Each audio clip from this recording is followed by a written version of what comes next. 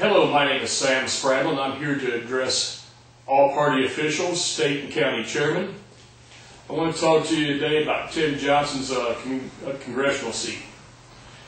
Tim Johnson has withdrew his candidacy for the 13th Congressional District.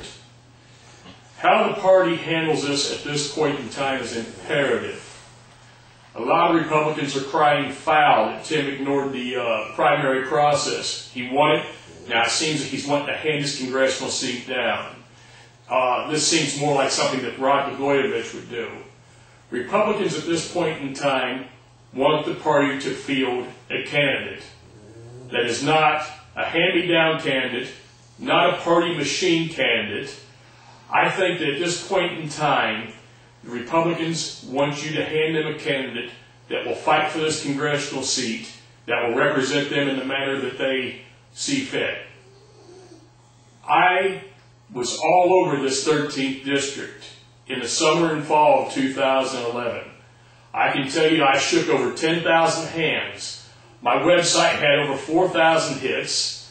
I have been all over the place trying to get this congressional seat. I realized in the fall, though, that I was not raising the money needed to defeat a candidate with Tim Johnson's stature. So I withdrew from the primary and went home.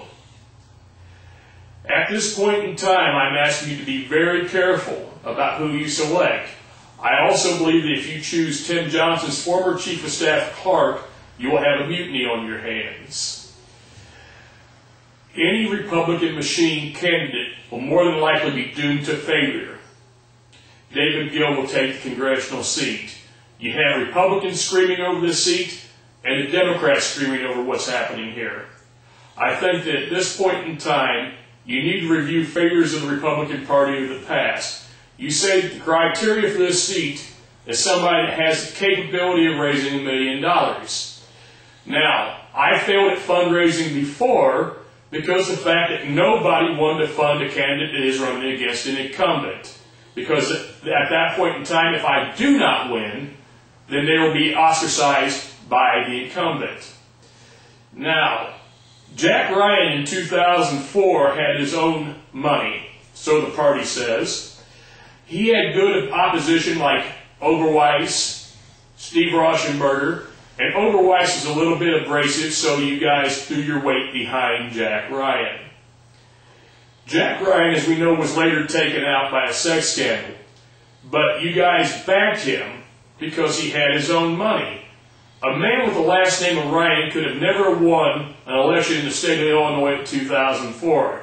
You'll be lucky if he can win an election in 2020 with the last name Ryan. Anyway, that was the Republican Party's shortcomings. And then they picked Alan Keyes to fill his shoes. That was even a more brilliant move. I was totally impressed. And I expressed my outrage both times at the procedure that was used. Now, that we discussed Jack Ryan and the Republican Party to repeat its own insanity, I am here to tell you that I am the best candidate for the 13th Congressional District. When the Democrats drew this seat up, they drew this seat so they could take it away from the Republicans. It is a very urban seat now.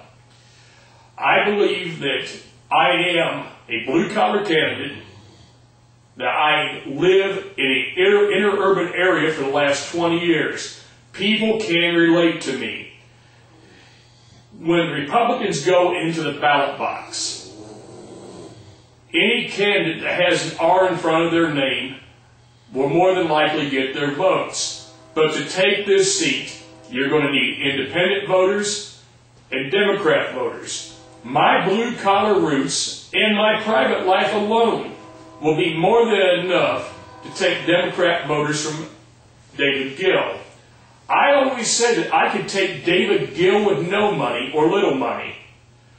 If the Republican Party backs me, I assure you I will be capable of raising the money because I am not facing down Tim Johnson, I am facing down David Gill.